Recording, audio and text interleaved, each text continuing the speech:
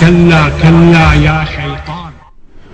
أن الجميع يعلم أني قلت أني معتزل وأميل للاعتزال، إلا أن الظرف الذي نمر به ويمر به العراق والعراقيون حتم علي أن أقول هذه الكلمة وأوجهها للجميع.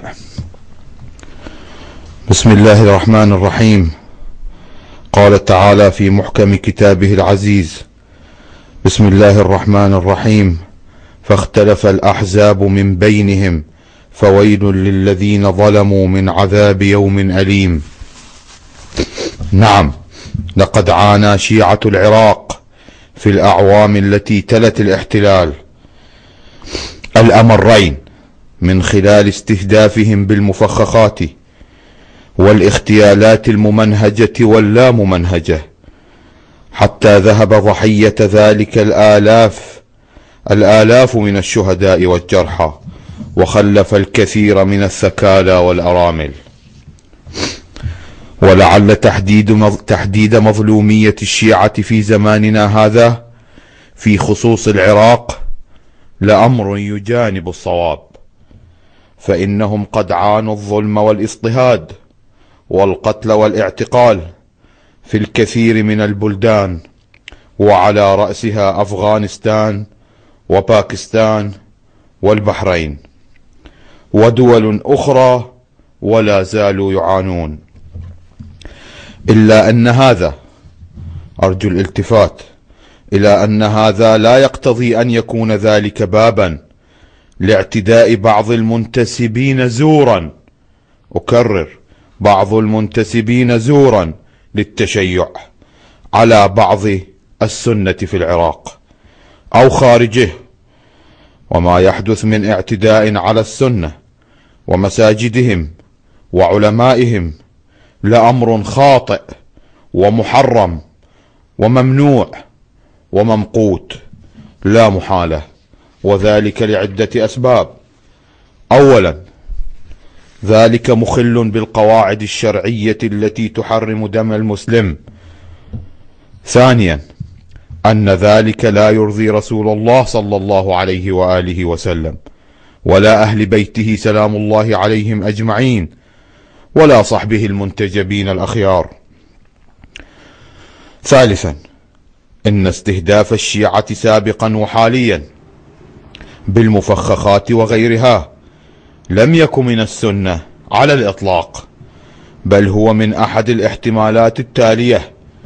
الاحتمال الأول، إنها من الثالوث المشؤوم، أعني به أمريكا وإسرائيل وبريطانيا.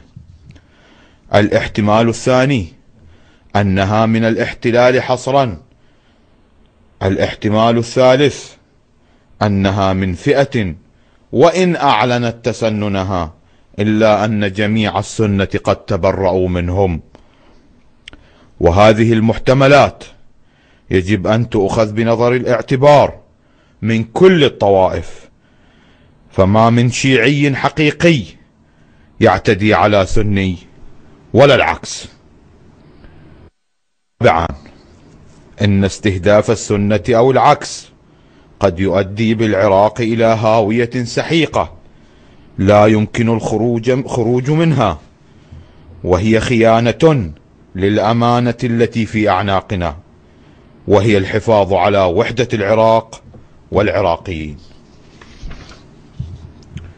خامسا، إن استهداف السنة ليس استهدافا للإرهاب أو للثلة الضالة ممن أخذت على عاتقها قطع الرقاب والتفجير ممن عاثوا في الأرض فسادا، بل هو تمكين لهؤلاء لعنهم الله، وهو مبتغاهم، وقد ظفروا بنا والعياذ بالله. فإن أردنا إفشالهم فعلينا بالتوحد والتكاتف.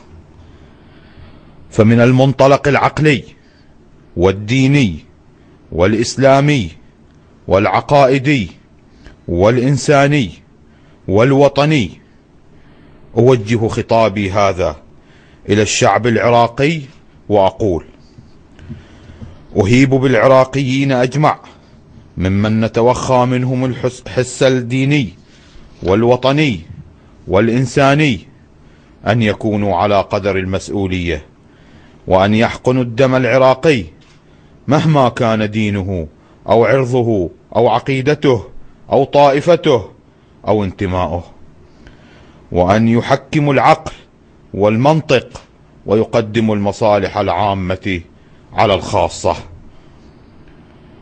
وليعلم الجميع إني أمنع منعا باتا استهداف سنة العراق وشيعتهم أو غيرهم ومساجدهم ودور عبادتهم لأي سبب كان، بل ولا بد للسعي إلى التقريب بين وجهات النظر بين جميع الأطراف طبقا للحكم الشرعي والواعظ العقائدي، ليس مع السنة فقط بل وحتى الطوائف والأديان الأخرى.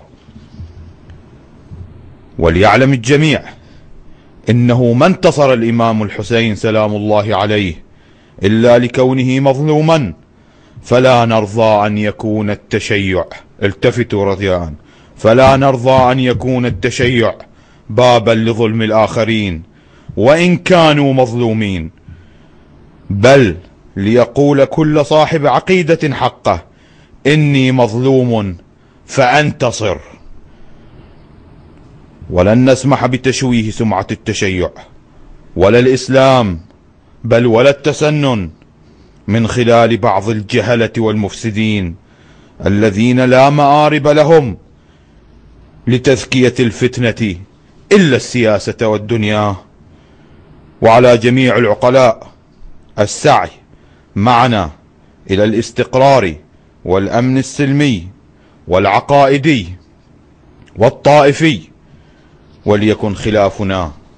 وليكن خلافنا العقائدي ضمن الضوابط الشرعية والإنسانية، وأن لا يتعدى ذلك.